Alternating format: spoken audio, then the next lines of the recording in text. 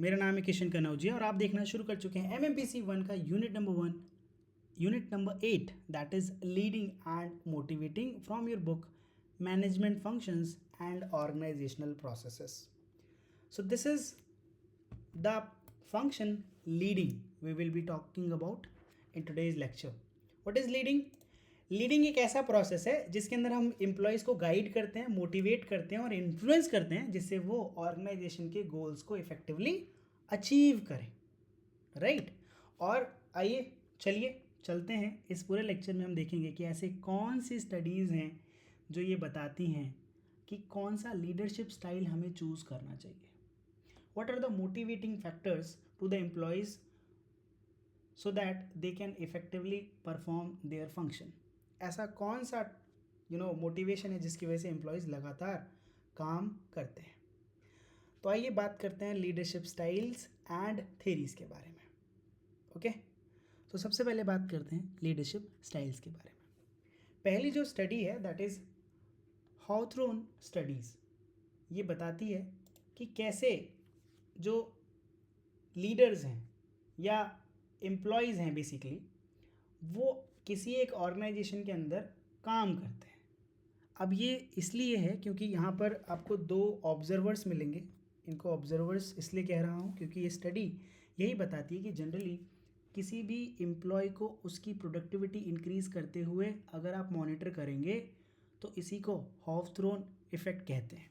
ये Hawthorne effect आता कैसे है? जैसे मान लेते हैं आप कोई किसी ऑर्गेनाइजेशन में हैं और कोई टास्क परफॉर्म कर रहे हैं.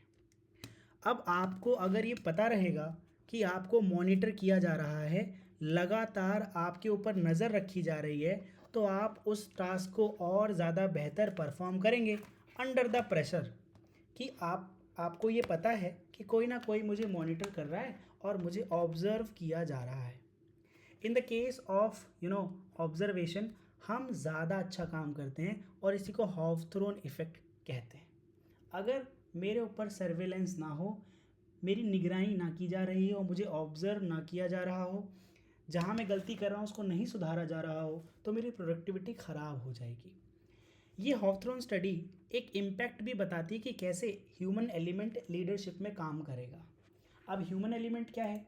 मान लेते हैं आप किसी को क्या कर रहे हैं भाई, आप किसी को ऑब्ज़र्व कर रहे हैं.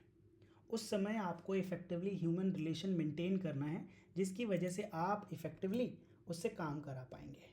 Next theory is theory X and theory Y. McGregor ने इसे दिया था इस थेरी को. इसमें कहते हैं कि जो थेरी एक्स है इसके अकॉर्डिंग एम्प्लॉयज़ के ऊपर हमें स्ट्रॉन्ग कंट्रोल रखना पड़ता है और उनको डायरेक्ट करना पड़ता है कि आपको क्या काम कैसे करना है. जनरली यहाँ पे जो लीडरशिप स्टाइल है वो ऑटोक्रेटिक होता है. कौन सा होता है? Autocratic, right. यानी कि जो डिसीजन है वो लीडर खुद लेता है और आप लोगों से फॉलो करवाता है डायरेक्ट कर करके कि आपको ये करना है, फिर ये करना है, फिर ये करना है.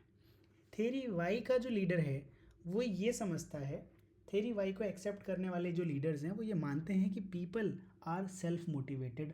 वो इस जॉब को खुद करना चाहते हैं and everyone in the job is able and can perform the works effectively. Next is लोआ लीडरशिप स्टडीज़. इसमें 3 लोग हैं, लुविन, लिपिट एंड वाइट. इन्होंने 4 अलग अलग लीडरशिप स्टाइल्स के बारे में हमें बताया. पहला है अथॉरिटेरियन लीडरशिप. यहाँ पे जो लीडरशिप होती है वो अथॉरिटेरियन यानी ऑटोक्रेटिक टाइप की होती है. मतलब लीडर ही सब कुछ बोलेगा, जैसा लीडर बोलेगा वैसा काम किया जाएगा. आप नॉर्थ कोरिया में किम जोंग उन को जानते होंगे, वो एक अथॉरिटेरियन लीडर है, राइट. Democratic leadership. भारत में जो लीडरशिप चलती है, मैं अभी पॉलिटिकल लीडरशिप की बात कर लूँ जिससे आपको इफेक्टिवली समझ में आ जाए. ऐसी लीडरशिप जिसमें लोगों से डिसीजन लेने में मदद नहीं ली जाती, सिर्फ अपनी बात चलाई जाती है. तो आपको हिटलर का नाम याद आएगा, अथॉरिटेरियन लीडर था वो, है ना, राइट. तो जो भी डिक्टेटर होता है जनरली वो अथॉरिटेरियन लीडरशिप को फॉलो करता है. Next democratic leadership. भारत में जो लीडरशिप चलती है वो डेमोक्रेटिक चलती है, राइट। पाकिस्तान ये क्लेम करता है कि वहाँ पर भी डेमोक्रेटिक चलती है, but as we all know कि वहाँ अथॉरिटेरियन लीडरशिप है टॉप लेवल पे जाके। Next is laissez faire leadership. The third one is very fun to know कि यहाँ पर जो लीडर है वो अपने सभी मेंबर्स का यानी कि सब ऑर्डिनेट्स का एक पिताजी की तरह ख्याल रखता है, यानी कि उनको क्या करना है, किस चीज़ की ज़रूरत है, हाँ में हाँ, जो उनको चाहिए सब कुछ देता है, आलसी बना देता है बेसिकली। अब हमें हमेशा अथॉरिटेरियन और डेमोक्रेटिक लीडरशिप में बैलेंस बना के चलना होता है। कब हमें अथॉरिटी देनी है, कब हमें अपनी अथॉरिटी फोर्स करनी है, कब उनके डिसीजंस को में उनको शामिल करना है। अगर इसका बैलेंस इफेक्टिवली बनाएंगे तब हम एक बढ़िया लीडरशिप जो है रिजल्ट कर पाएंगे। लेकिन अगर हम सब कुछ सिर्फ एम्प्लॉयज़ के लिए ही कर देंगे, यानी कि जो भी वो कह रहे हैं, सर माता जी की तबीयत ख़राब है, कुछ पैसा चाहिए, तो आपने 6 महीने की एडवांस सैलरी दे दिया, वो गायब हो गया, कोई बात नहीं, that this is called laissez faire leadership. यहाँ पूरा ख्याल रखता है जो लीडर है वो अपने मेंबर्स का। Last is impact on satisfaction and aggression levels. ये बेसिकली इन तीनों के तीनों लीडरशिप स्टाइल से आता है, राइट। कौन कौन सी leadership style? Authoritarian, democratic, laissez faire. Next is Michigan studies. यहाँ पे दो तरीके की लीडरशिप मिलती हैं जनरली, एम्प्लॉय ओरिएंटेड लीडरशिप, दूसरा प्रोडक्शन ओरिएंटेड लीडरशिप। ये जो एम्प्लॉय ओरिएंटेड लीडरशिप है ये फोकस करती है एम्प्लॉय यानी कि वर्कर के वेलफेयर पे, उनकी पर्सनल ग्रोथ पे, जिससे उनका सेटिस्फेक्शन ज़्यादा लेवल पर हो। अगर एम्प्लॉय सेटिस्फेक्शन रहेगा तो जो भी वो प्रोडक्शन करेंगे उस प्रोडक्शन का जो रिजल्ट है वो ज़्यादा इफेक्टिव निकल कर आएगा। Next is production oriented. हमें नहीं मतलब है हमारा एम्प्लॉय किस कंडीशन में है, क्या कर रहा है, क्या नहीं कर रहा है, हमें ज़्यादा से ज़्यादा प्रोडक्शन चाहिए। और इसका इम्पैक्ट क्या पड़ता है भाई? इसका बिल्कुल बहुत दोनों कंडीशन में अगर हमने दोनों का बैलेंस बना के नहीं रखा तो इम्पैक्ट जो है वो इसके अच्छे नहीं होते, राइट। जनरली ये पाया गया है कि जो एम्प्लॉय ओरिएंटेड लीडरशिप है वहाँ पर रिजल्ट आपको ज़्यादा अच्छे देखने के लिए मिलते हैं। ओहायो स्टेट स्टडीज़, राइट, इसे स्टॉकडिल भी कहते हैं, ये दो इम्पॉर्टेंट लीडरशिप बिहेवियर्स के बारे में बताती है, राइट। कहती है कि भाई आपको क्या करना है, जो रिस्पेक्ट है ना वो सबऑर्डिनेट को शो करनी है, राइट, उनकी नीड्स पर ध्यान देना है, और आपको एक इनिशिएटिंग स्ट्रक्चर बनाने की काम कैसे शुरू किया जाएगा, रोल डिफाइन करना, टास्क डिफाइन करना, क्लियर एक्सपेक्टेशन सेट करना, जिससे वो काम आपका कराया जा सके। Last but not least the leadership style of scientific managers style. इसको टेलर्स मैनेजमेंट स्टाइल या टेलर्स लीडरशिप स्टाइल भी कहते हैं। ये जनरली टास्क ओरिएंटेड है, इसका पूरा का पूरा फोकस रहता है एफिशिएंसी एंड आउटपुट पे, कि कितना काम कर रहे हैं उससे कितना रिजल्ट निकल कर आ रहा है। इसको टास्क ओरिएंटेड लीडरशिप भी कहते हैं। यहाँ पे जनरली जो अप्रोच लगाई जाती है पूरी की पूरी टीम या ऑर्गेनाइजेशन को लीड करने के लिए वो साइंटिफिक अप्रोच होती है, जिससे रिजल्ट बेहतर और ऑप्टिमम निकल कर आ सके। Now let's move to the different theories of that are being used in any organization, right? okay, चलिए trade theory guys. Trade theory basically ये बताती है एक साइकोलॉजिकल थ्योरी है। कैसी है ये? साइकोलॉजिकल थ्योरी है। Okay, just a minute.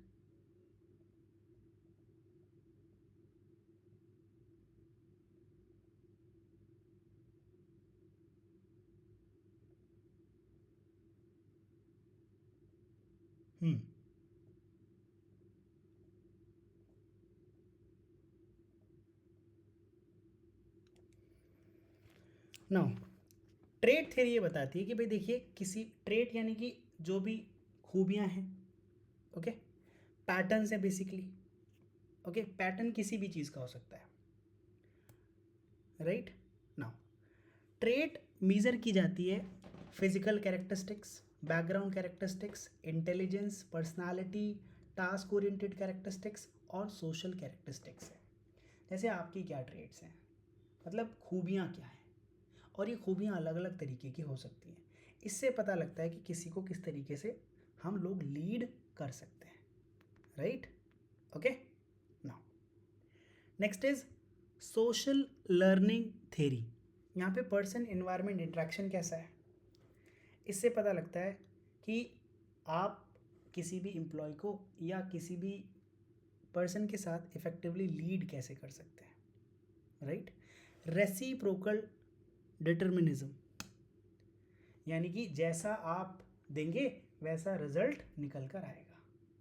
क्या बढ़ाने पर किसका रिजल्ट कम हो जाएगा, that is called reciprocal determinism. मान लेते हैं कि आपने क्या किया, वेजेस बढ़ाए, बहुत ज़्यादा बढ़ा दिए तो जो लेजीनेस है एम्प्लॉय में वो बढ़ जाएगा, ठीक है? यानी कि कौन से ऐसे ट्रेड्स हैं जिनको बैलेंस करके आपको चलना है, right? This is called social learning theory. Okay, now managerial grid theory. Managerial grid theory, managerial grid theory के अंदर बेसिकली आपको एक ग्रिड मिलता है। अब ये ग्रिड होता कैसा है, let me show you guys, allow me a minute.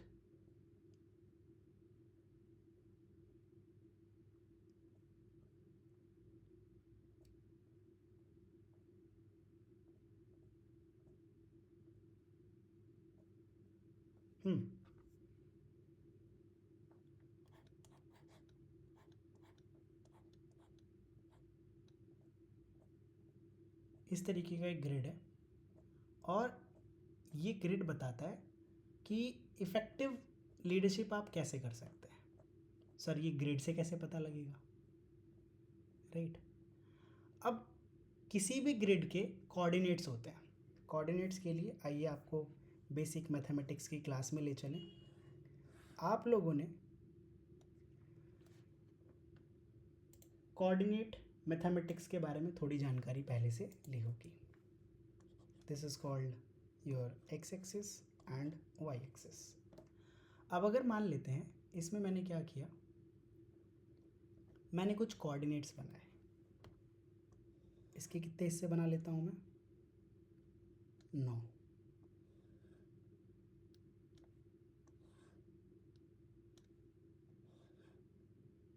Guys थोड़ा समय लगेगा, बनाने दीजिए आराम से।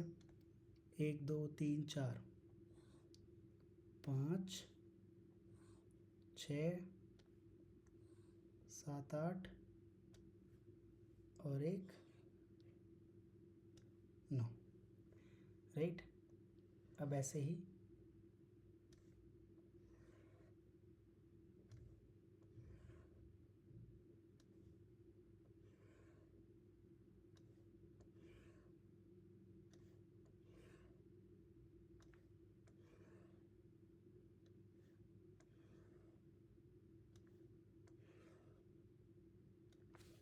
One two three four five six seven eight 9,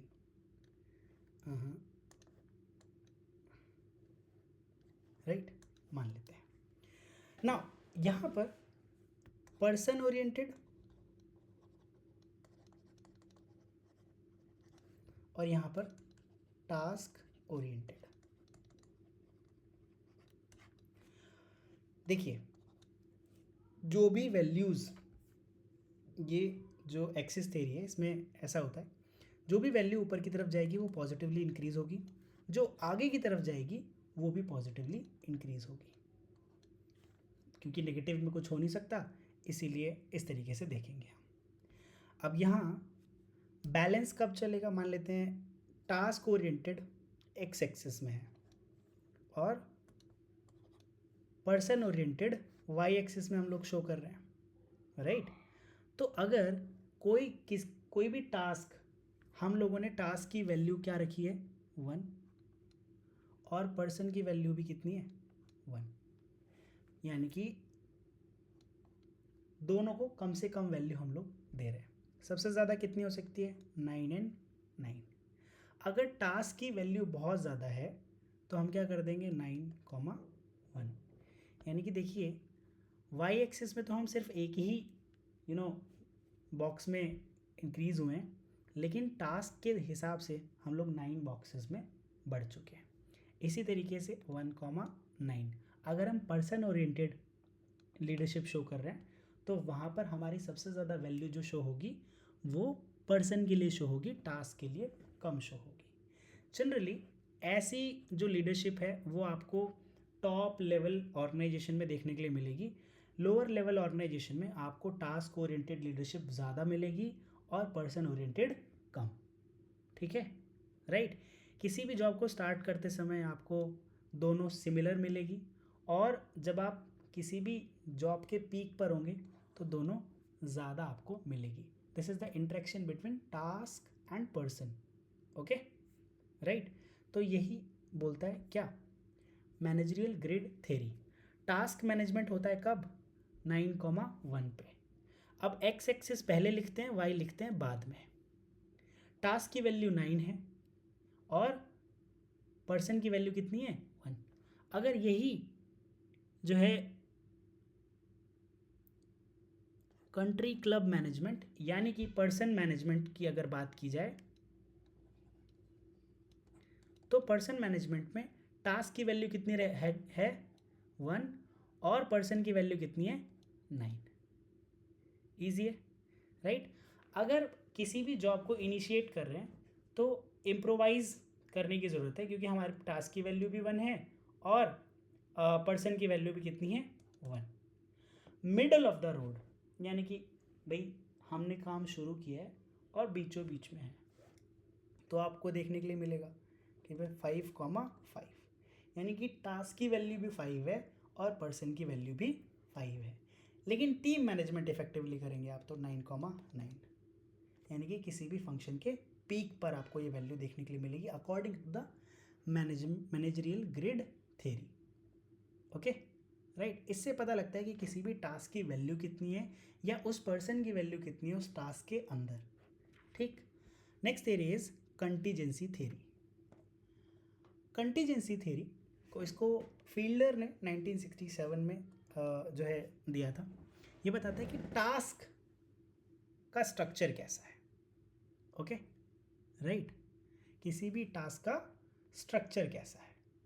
अब टास्क का स्ट्रक्चर डिफाइन होता है कि काम आपको क्या मिला है और आपका लीडर कौन है। ठीक है, काम आपको क्या मिला है और आपका लीडर कौन है। ओके, इसी के हिसाब से आप क्या करेंगे? पोजीशन पावर का यूज़ करेंगे और उस टास्क को कंप्लीट करेंगे। Next is path goal theory, right. Now इसको हाउस ने दिया था। As a leader you should understand the need of people and their desire to work. अब पाथ गोल थ्योरी के अंदर जैसे कि नाम बता रहा है कि किसी भी काम को करने के लिए हम क्या करेंगे? एक पाथ डिज़ाइन करेंगे step by step, step 1, step 2, step 3, step 4, इस तरीके से, और हर एक पाथ पे रिवॉर्ड करेंगे, क्लैरिफाई करेंगे पाथ रिवॉर्ड्स, राइट।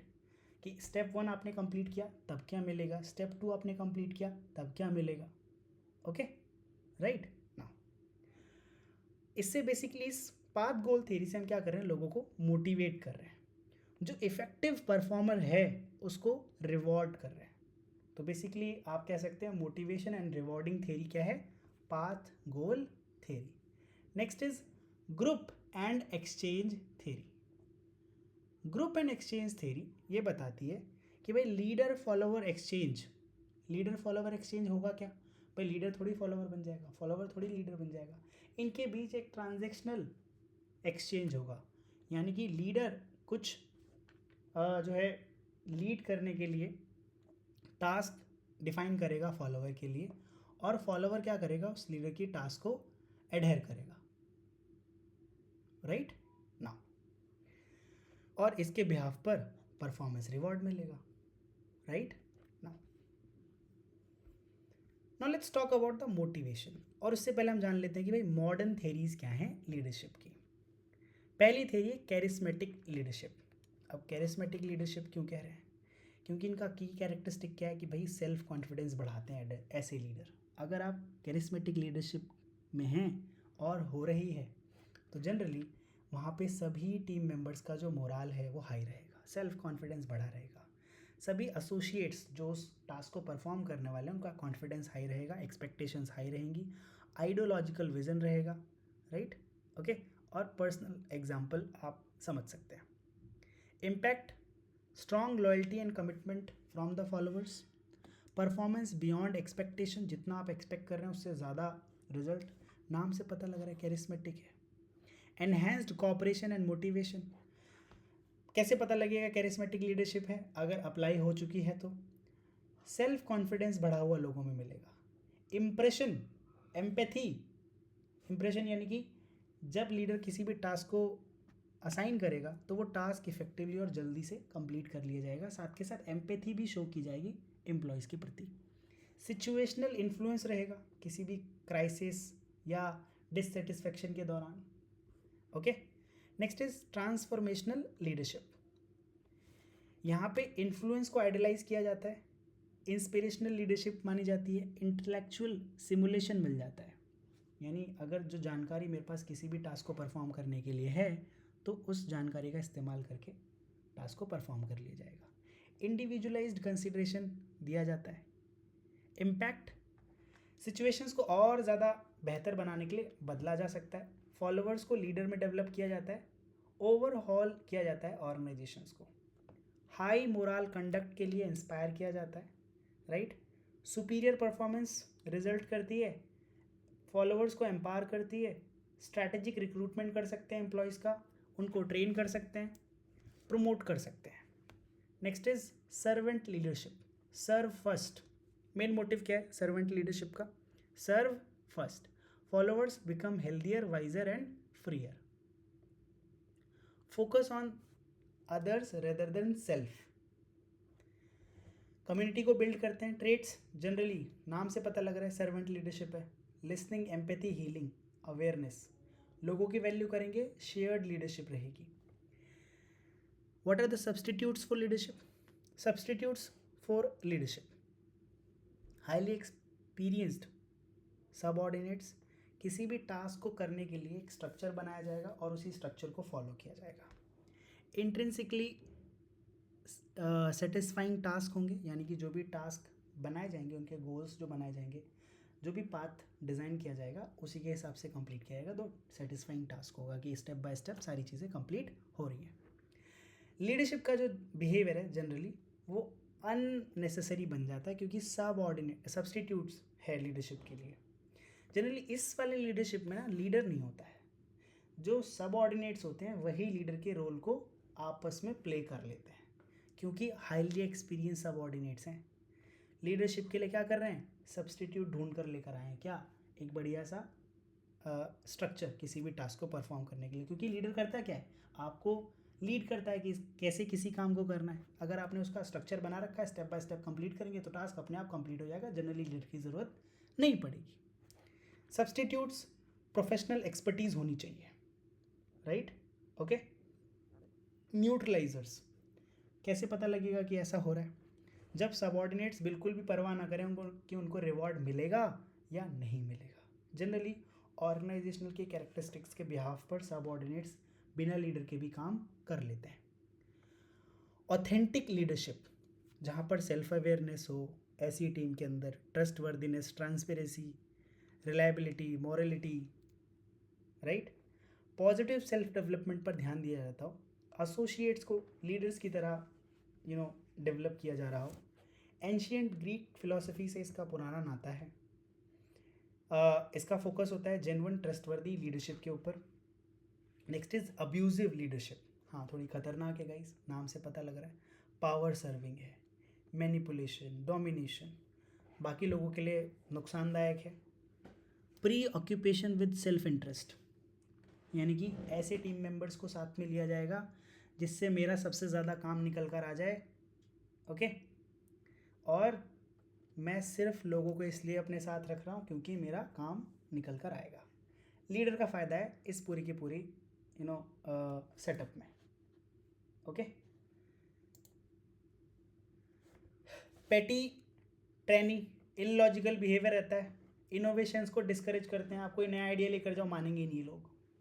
अगर ऐसा हो रहा है, आप कुछ आइडिया लेकर गए हो और आपका लीडर बिल्कुल भी उसे एक्सेप्ट नहीं करा, तो मान लीजिए आपकी लीडरशिप थोड़ी सी अब्यूजिव है।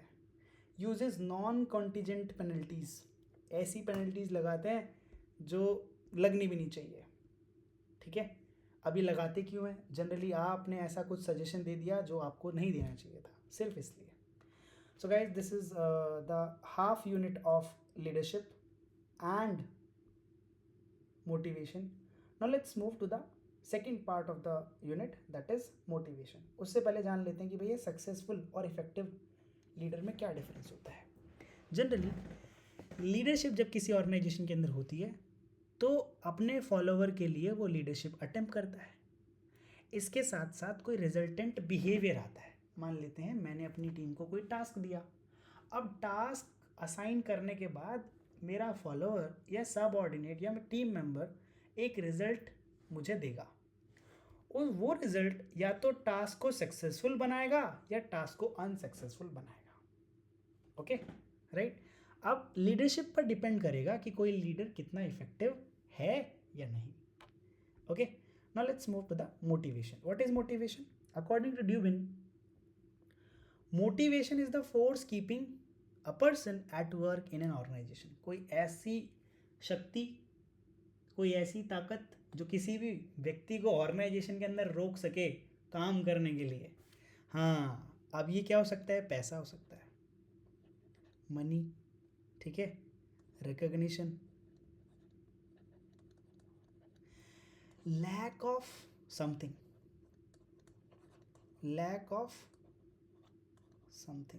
basically is motive. मान लेते हैं आपको भूख लगी है, आप ऐसे ही मेरे लेक्चर में बैठे हुए हैं और आप लेक्चर सुन रहे हैं और आपको भूख लगी, एक छोटा सा लैग क्रिएट हो गया। आप जो बिल्कुल इक्विलिब्रियम वाली सिचुएशन में बैठे हुए थे, अब उसमें डिस्टरबेंस आ गया। जैसे ही ये डिस्टरबेंस आया, अब आप इस डिस्टरबेंस को फुलफ़िल करने की कोशिश करेंगे, इसको बैलेंस करने की कोशिश करेंगे। बैलेंस करने के लिए क्या करेंगे? आप जाएंगे फ्रिज की तरफ। जैसे ही आप फ्रिज की तरफ जा रहे हैं, आपका कदम चल पड़ा है, तो अब आप अपने मोटिव को फुलफ़िल करने के लिए एक्शन ले लिया है आपने। मोटिवेशन कहाँ से आया? भूख से आया, भाई खाना चाहिए। सो ड्यूबिन कहते हैं कोई ऐसी चीज़ जो आपको किसी काम को करने पर मजबूर कर दे, वही मोटिवेशन है ना। मान लेते हैं मेरी जेब में पैसा नहीं है, मुझे ऐसा लग रहा है कि मेरे फैमिली में इतना पैसा नहीं है कि हम लोगों ने क्या करना है, हम लोगों को एक कार खरीदनी है, मैं अपने पापा के लिए एक कार खरीदूंगा, ठीक है। This is what? Lack of something, है ना। मैंने किसी को देखा, हमारे चाचा ताऊ, रिलेटिव्स, एनीवन, उनके पास कार है, मेरे पास नहीं है, और उन्होंने बोला कि कार तो बहुत बढ़िया, ताना मार रहे थे। मैंने कहा अच्छा, वैसे मुझे ज़रूरत नहीं थी, लेकिन यहाँ से लैक क्रिएट, एक लैक आ गया कि अब मेरे पास नहीं है, ये मेरा मोटिव बन जाएगा। इसके लिए मैं क्या करूँगा? एक्शंस परफॉर्म करूँगा। क्या करूँगा? एक्शंस परफॉर्म करूँगा। तो ये जो फोर्स है जो मुझे उस एक्शन को परफॉर्म करने पर मजबूर कर रहा है, वही मोटिवेशन है, ठीक है, राइट। आप ये क्लास इसलिए ले रहे हो क्योंकि आप जैसे ही मैनेजमेंट आपका जो है मास्टर्स कंप्लीट हो जाएगा, आप अपनी ऑर्गेनाइजेशन में अपनी डिग्री लगाएंगे और आपकी सैलरी हाइक हो जाएगी। मैक्सिमम यही सिनेरियो है, राइट। तो this is the motivation, okay. एक ऐसा फोर्स जो आपको कोई काम करने पर मजबूर कर दे, वही मोटिवेशन है। क्या एलिमेंट्स होते हैं किसी मोटिवेशन के? देखो, हमें बेसिकली ड्राइव, नीड और अर्ज समझनी होती है। ड्राइव्स, जैसे मैंने आपको बोला प्यास लगी है तो आप पानी लेने चले गए, ड्राइव है। प्यास की वजह से आप उस एक्शन को परफॉर्म करने गए हो, या कोई ज़रूरत आन पड़ी, या कुछ अर्ज हुई कि काश ऐसा कुछ होता, है ना, right. What are the motivating factors? जब भी आपको कोई चैलेंजिंग असाइनमेंट मिल जाए, तब कुछ लोग मोटिवेट हो जाते हैं। कुछ भी चैलेंजिंग मिल जाए तो क्या हो जाते हैं? मोटिवेट हो जाते हैं। जब उनको डिसीजन मेकिंग में इन्वॉल्व कर लिया जाए, मान लेते हैं आपकी ऑर्गेनाइजेशन ने आपको बुलाया और बोला कि देखो ऐसा है अखिलेश, हम क्या करने जा रहे हैं, एक नया प्लांट ओपन करने जा रहे हैं, आपके हिसाब से कि आपको क्या लगता है कि उसमें कितना फ़ायदा कितना नुकसान होगा। शिखा की ऑर्गेनाइजेशन उनको बुलाती है और बोलती है कि देखिए हम एम्प्लॉयज़ के लिए ये बेनिफिट देने वाले हैं, आपका इस पर क्या कहना है। आपके जो इनपुट होंगे उसी के बिहाफ पे हम आगे पॉलिसीज़ को बढ़ाएंगे। जैसे ही हम किसी एम्प्लॉय को इन्वॉल्व करेंगे, राइट, तो वो एम्प्लॉय का मोटिवेशन उस पर्टिकुलर टास्क के अंदर बढ़ जाएगा, मोटिवेट करेगा, right. Need for individuality and identity, कभी कभी आपको चाहिए होता है। जैसे अल्बिना काफ़ी टाइम से जॉब कर रही है, पिछले 5 साल से जॉब कर रही है, सैलरी बढ़ रही है, लेकिन कभी भी सैलरी बढ़िया बराबर हो गई, मैनेजर के बराबर हो गई, लेकिन कोई भी रिकग्निशन नहीं है, right. She is just a freelancer, salary मिल रही है लेकिन रिकग्निशन नहीं है, आइडेंटिटी नहीं है। अब आप मुझे बताइए कि क्या ये आइडेंटिटी के लिए कुछ एक्शंस परफॉर्म करेंगी या नहीं। Yes Albina. मोटिवेशन आएगा ना कि अगर आपने ऐसा कर लिया तो हम आपको मैनेजर वाला जो है तमगा दे देंगे जी, आपको मैनेजर वाली पोस्ट दे दी जाएगी। आपको मोटिवेशन आएगा, यस और नो। Yes, right. नेक्स्ट, कुछ भी इनोवेशन या क्रिएटिविटी के लिए आपको मोटिवेशन आ सकता है। आपकी स्किल्स या आपके ऊपर डेवलपमेंट पर अगर ज़्यादा ध्यान दिया जाए तो आप मोटिवेट हो जाते हैं किसी भी टास्क को परफॉर्म करने के लिए। जैसे लगातार आपकी ट्रेनिंग बीच बीच में करवाई जाए किसी नए टास्क को परफॉर्म कराने के लिए, और आपको उस टास्क को सिखाते समय आपको मज़ा आ रहा है सीखते समय, तो आप उस टास्क के लिए मोटिवेट रहेंगे, कब करने को मिलेगा ये वाला काम। अगर आपकी गलतियों को माफ़ कर दिया जाए तो उस ऑर्गेनाइजेशन में ज़्यादा अच्छे से काम करेंगे, मोटिवेट होकर काम करेंगे, राइट। ओके, नाउ कितने टाइप की मोटिवेशन होती है गाइस? 4 तरीके की। कितने तरीके की? 4 तरीके की। कौन कौन सी? Positive motivation, negative motivation, extrinsic motivation और intrinsic motivation, right. These are 4 different types of motivation. Positive motivation में ऐसी कोई भी चीज़ जो पॉजिटिवली आपके साथ हो रही हो और आपको मोटिवेट करे। जैसे आपकी तारीफ़ कर दी जाए, आपके ऊपर कोई जिम्मेदारी दे दी जाए, या आपका नाम जो है और ऊंचा कर दिया जाए, प्रमोशन मिल जाए आपको। तो ये है पॉजिटिव मोटिवेशन कि अगर आपने ये किया तो आपको ऐसा कर दिया जाएगा, आपकी तारीफ़ होगी, आपको एक अवार्ड दिया जाएगा, लोग आपके लिए तालियां बजाएंगे, प्रेज़। पॉजिटिव मोटिवेशन है ना, ये टास्क कंप्लीट कर लो, लोग तालियां बजाएंगे। या फिर अभी आप छोटे हो, ये काम नहीं कर सकते, लेकिन जैसे ही आप टास्क 1 कंप्लीट कर लोगे तो टास्क 2 की जिम्मेदारी आपको मिल जाएगी, जो कि एक बड़े लेवल की जिम्मेदारी है, राइट। तो इसके लिए भी क्या, ये भी पॉजिटिव मोटिवेशन है। Next is recognition. आपने अगर ये टास्क कंप्लीट कर लिया तो आपको हम मैनेजर बना देंगे, राइट। क्या बना देंगे? मैनेजर बना देंगे, या कुछ भाई दूसरा कुछ, ओके, राइट। नाउ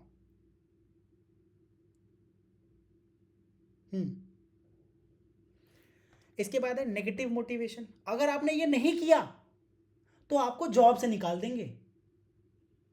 अगर आपने इतना नहीं किया तो जॉब से निकाल देंगे, डर लग रहा है, करना पड़ेगा। डर की वजह से जब आप मोटिवेटेड हो तो ये फियर बेस्ड मोटिवेशन है। सैलरी कम कर दी जाएगी, ये क्या है? नेगेटिव मोटिवेशन है। Next is extrinsic motivation. Generally जब पॉजिटिव मोटिवेशन किसी ऑर्गेनाइजेशन में काम नहीं करता तो क्या करना पड़ता है ऑर्गेनाइजेशंस को? हाँ, ऑर्गेनाइजेशंस को नेगेटिव मोटिवेशन देना पड़ता है, ठीक, कि ये लोग कर ही नहीं रहे काम, ऐसा करते हैं, कुछ और करके देखते हैं, है ना, राइट। धमकी दे के देखते हैं इनको, क्या पता काम करने लग जाए, है ना अखिलेश? लग रहा है आप धमकाते हो एम्प्लॉयज़ को। हम्म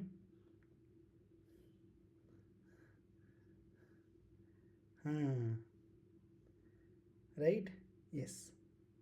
इसके बाद है एक्सट्रिंसिक, यानी कि ऐसे एक्सटर्नल रिवॉर्ड्स जिनकी वजह से आप मोटिवेटेड होते हो, जैसे आपको ज़्यादा पैसे मिलेंगे, प्रमोशन मिल जाएगा, मतलब ऐसा कुछ होगा नहीं इन इन एज सच, कुछ बहुत ज़्यादा फ़ायदा या नुकसान नहीं होगा, लेकिन एक्सटर्नली आपको बेनिफिट मिलेगा। इंट्रिंसिक, आपको अंदर से खुद से मज़ा आ रहा है उस काम को करने में, जैसे आपका मनपसंद काम दे दे आपको कोई, आप अगर बढ़िया पेंटर हैं तो आपको पेंटिंग करने के लिए कोई दे दे, तो ये इंट्रिंसिक मोटिवेशन है। आपको म्यूज़िक में बड़ा मज़ा आता है और आपको बोलते हैं कि चलो ऐसा करें, म्यूज़िक के लिए कुछ काम करते हैं, 10 गाने ढूंढने हैं हमें हमारी ऑर्गेनाइजेशन के लिए, कोई ट्यून ढूंढनी है, कुछ ऐसा करना है, म्यूज़िक से रिलेटेड कोई काम है, तो आपको मज़ा आ जाएगा। नोवेल पढ़ना में मज़ा आता है, और आपकी ऑर्गेनाइजेशन बोल रही है 50 ऐसी नोवेल ढूंढनी है जो हम अपने एम्प्लॉयज़ में बांट सकें। अब आपको पढ़नी है 100 नोवेल, तो पूरे दिन बढ़िया एकदम आराम आराम से पढ़ोगे, मज़ा आएगा। ये सेटिस्फैक्शन फ्रॉम एकम्प्लिशिंग वर्क, किसी काम को करने से आने वाला सेटिस्फैक्शन, ठीक है, right. Now what are the motivating steps? सबसे पहले हम अपनी मोटिवेशनल नीड्स को समझते हैं, इसके लिए फिर मोटिवेटिंग टूल लगाते हैं। मान लेते हैं मुझे अपने एम्प्लॉयज़ को क्या करना है, मोटिवेट करना है, तो जनरली ऐसे तो एम्प्लॉयज़ मोटिवेट होंगे नहीं, हमें क्या करना पड़ेगा, देखना पड़ेगा सब लोगों की अलग अलग मोटिवेशनल नीड है क्या। अब इन सब लोगों की जो मोटिवेशनल नीड है सबकी अलग अलग होगी, ऐसा नहीं है कि सिर्फ सैलरी बढ़ा देने से सारे एम्प्लॉय काम करने लग जाएंगे, नहीं। कुछ लोगों को छुट्टी ज़्यादा चाहिए, है ना, कुछ लोगों को जो है वर्क आवर्स कम चाहिए, कुछ लोगों की अलग अलग डिमांड है, राइट। तो आप क्या करेंगे, इनके लिए मोटिवेटिंग टूल्स को प्रिपेयर करेंगे, अलग अलग लोगों के लिए अलग अलग तरीके का, या फिर एक ऐसा सिस्टम रेडी करेंगे जिसमें सब लोगों के सारे बेनिफिट्स कंप्लीट हो जाए।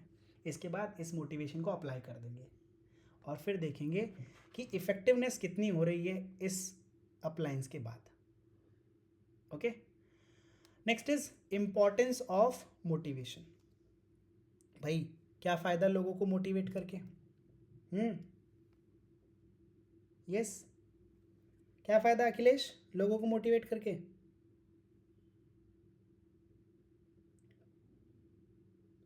है ना, पहला, लोग ज़्यादा अच्छे से काम करेंगे।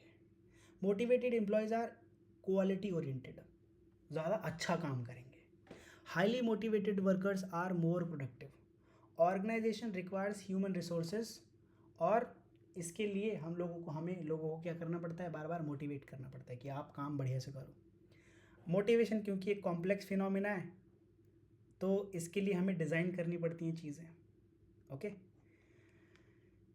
हम टेक्नोलॉजी का यूज़ करके भी प्रोडक्टिविटी को बढ़ा सकते हैं, जिससे लोगों का मोटिवेशन बढ़ जाए। जैसे मान लेते हैं सब लोगों को कोई काम करना है, अब आपने पहले वो हाथ से करना पड़ता था, आप कोई मशीनरी लेकर आ गए उस जॉब को करने के लिए, तब लोगों का मोटिवेशन बढ़ जाएगा कि चलो अब आसानी से ये काम हो जाएगा। यस और नो?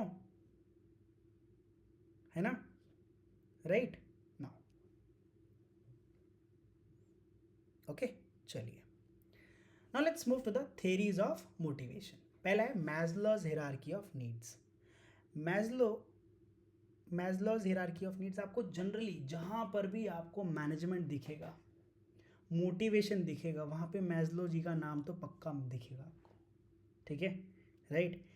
ये क्या कहते हैं कि लोग ना एक सीरीज ऑफ नीड्स होती है लोगों की, पहली नीड लेवल 1 पूरी होती है तो लेवल 2 पे जाते हैं लोग, लेवल 2 पूरी होती है तो लेवल 3 पर जाते हैं, लेवल 3 पूरी होती है तो लेवल 4 पे जाते हैं, और ऐसे 5 लेवल ऑफ नीड्स होती है। अब इसमें से 5 कौन कौन सी है? पहला है फिजियोलॉजिकल। कौन सी है भाई?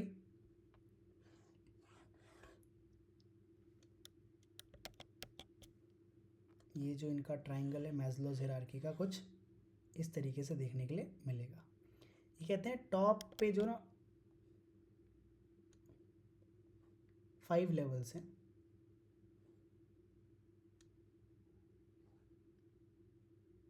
1 2 3 4 5। सबसे बेसिक नीड जो है वो फिजियोलॉजिकल नीड है, जैसे कि food, water, shelter.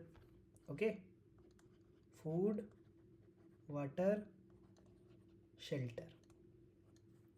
Next is safety needs. हमको क्या चाहिए? Security, protection, stability. हमें फूड वाटर शेल्टर मिल रहा है, उसके बाद हमें चाहिए जॉब बेसिकली, ठीक है, और एक घर चाहिए। इसके बाद सोशल नीड आती है हमारी। सोशल नीड जैसे कि लव, फ्रेंडशिप, बिलोंगिंग्स, ठीक है, social needs. Social need fulfil हो जाने के बाद एस्टीम नीड्स आती है। एस्टीम नीड के अंदर हमें चाहिए होता है अचीवमेंट, रिकग्निशन, सेल्फ रिस्पेक्ट, और इसके बाद आता है सेल्फ एक्चुअलाइजेशन की जीवन का पर्पस क्या है ना, आखिर में जिंदा हूँ तो हूँ क्यों, इस दुनिया में आया क्यों हूँ। ये टॉप 0.01% लोग यहाँ तक पहुँचते हैं जनरली। ये कहना है मैस्लो जी का कि अगर आप लेवल 1 पे हैं, लेवल 2, लेवल 3, लेवल 4, लेवल 5 ये सीरीज़ वाइज ही कंप्लीट होंगे। ऐसा नहीं है कि आपने फूड शेल्टर वाटर ले लिया और सीधा आप चले गए कहाँ, सेल्फ एक्चुअलाइजेशन पे, देखते हैं कि हमारी पोटेंशियल क्या है। ऐसा नहीं है, ये कह रहे हैं सीरीज नीड्स हैं, पहले ये कंप्लीट होगी, ये कंप्लीट होगी, तभी ये आएगी, ठीक है, राइट। आप किसी भी एक नीड को स्किप नहीं कर सकते। ऐसा कौन कह रहा है, Maslow. Next is McGregor's theory X and theory Y. इसमें ये कहते हैं कि लीडरशिप जनरली दो तरीके की होती है, राइट। थ्योरी एक्स एज्यूम करता है कि एम्प्लॉयज़ जो है लेजी है, काम को पसंद नहीं करते, अगर लोगों को कंट्रोल ना किया जाए तो काम नहीं करेंगे। थ्योरी एक्स वाले ये मान रहे हैं, राइट। लेकिन थ्योरी वाई वाले ये मान रहे हैं कि भाई एम्प्लॉयज़ जो है मोटिवेटेड है ना, काम में मज़ा आता है इन लोगों को, रिस्पॉन्सिबिलिटी खुद ले लेंगे, तो ये थ्योरी वाई वाले लोग हैं, ओके, राइट। नाउ एग्जाम्पल के लिए आप ये समझ सकते हैं कि जो थ्योरी एक्स वाले लोग हैं वो ऐसे चील की निगाहों से एम्प्लॉयज़ को देखते रहेंगे, आज क्या किया, कल क्या किया, कितना काम कर रहा है कि नहीं कर रहा है, क्या कर सकते हैं इनके साथ और ज़्यादा काम करवाने के लिए। लेकिन थ्योरी वाई वाला एम्प्लॉय वो छोड़ देगा, बोलेगा आपको इतना टास्क करना है, जैसे मर्जी जहाँ मर्जी से करके लाओ, इतना टाइम है आपके पास, मुझे नहीं पता, टास्क लेकर आ गए तो ठीक है। ये थ्योरी वाई वाले का जो है सिनारियो है। Next is Herzberg's 2 factor theory. ये कहते हैं 2 फैक्टर्स होते हैं किसी भी व्यक्ति को मोटिवेट करने के लिए। पहला है हाइजीन फैक्टर्स, दूसरा है मोटिवेटर्स। हाइजीन फैक्टर जिसका मोटिवेशन पे कोई फ़र्क नहीं पड़ता, लेकिन हाँ जिसकी वजह से हम उस काम को कर रहे हैं, ठीक है, राइट। जैसे कि working condition, salary. Sir salary हमें मोटिवेट नहीं करती। क्या आपको सच में सैलरी मोटिवेट करती है काम करने के लिए? ईमानदारी से बताओ। खुश हो जाते हो कि सैलरी आ गई, दुखी हो जाते हो? यस, हाँ भाई, सैलरी मोटिवेट करती है आपको। ये हाइजीन फैक्टर है अकॉर्डिंग टू हैसबर्ग्स। ये कहते हैं हमें इससे नहीं मोटिवेशन मिलता, हमें मोटिवेशन मिलता है अचीवमेंट से, सैलरी से मोटिवेशन नहीं मिलता। सैलरी तो मिलेगी, हमें अचीवमेंट मिलेगी कुछ तो ज़्यादा मोटिवेट होंगे, रिकग्निशन मिलेगी, हमारी पर्सनल ग्रोथ हो रही है तब हम मोटिवेट होंगे। तो ये 2 फैक्टर्स में डिवाइड कर देते हैं। पहला फैक्टर क्या है? पहले फैक्टर को बोलते हैं हाइजीन फैक्टर्स, हाइजीन फैक्टर्स। दूसरे फैक्टर्स को बोलते हैं मोटिवेटर्स, राइट, ओके। चलिए now next is McClelland's theory of motivation. अब मैकलेन बोलते हैं कि जनरली लोगों के पास 3 अलग अलग तरीके की नीड्स होती हैं। हाँ, मैस्लो जी की चुराई हुई नीड्स को ये थोड़ा अपने हिसाब से थोड़ा मॉडिफाई करके बोलते हैं कि चलिए 3 तरीके की नीड्स होती हैं, ठीक है, ऐसे बोलते हैं ये। और इनके शो करने का तरीका कैसा है? नैश, नेफ और नैप एंड पाउ। Need for achievement, need for affiliation, need for power. Need for achievement, need for affiliation, need for power, okay, right. ये कौन कह रहा है? मैकलेन्स।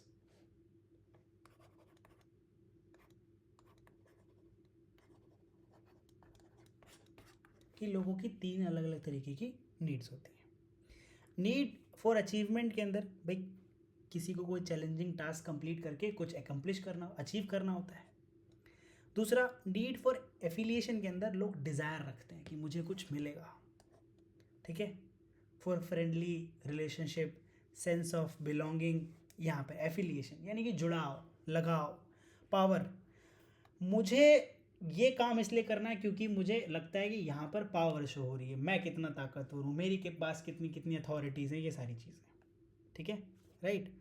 आई employ with high need for achievement, नए गोल सेट कर कर मोटिवेट हो जाएगा कि मुझे ये करना है, ये अचीव करना है, ठीक है, right. Now okay, next theory is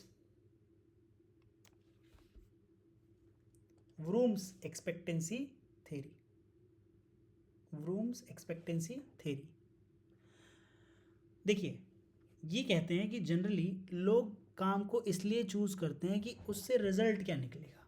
people will choose how to behave based on the outcomes they expect, right. अगर उनको लगता है कि उनका काम अच्छा परफॉर्मेंस निकाल कर लेकर आएगा तब तो वो मोटिवेटेड रहेंगे, लेकिन उनको पहले से ही लग जाता है कि मेरे काम से तो कोई ज़्यादा फर्क पड़ेगा नहीं, तो वो मोटिवेटेड नहीं रहते। ऐसा कौन कह रहा है? व्रूम्स एक्सपेक्टेंसी थ्योरी। ये कह रहे हैं कि एक्सपेक्टेशन की वजह से हम लोग मोटिवेट होते हैं कि अगर एक्सपेक्टेशन हमारी है काम अच्छा हो जाएगा और हमें पहले से पता है कि काम अच्छा होगा, तब तो हम मोटिवेटेड हैं, कर रहे हैं इस काम को। जैसे मान लेते हैं आज हमने क्या किया, घर की साफ़ सफाई करी, पिताजी घर पर आए, है ना, माताजी घर पर आई, और हमें पता है कि साफ़ सफाई करके रखिए, तो अब तो हमें जो है कुछ ना कुछ रिवॉर्ड मिलेगा, right.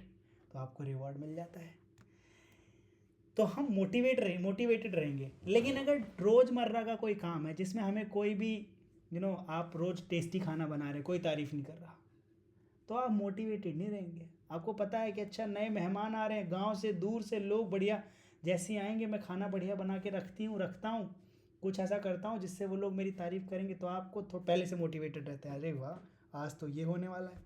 This is called Vroom's expectancy theory. Next is Skinner's behaviourist theory.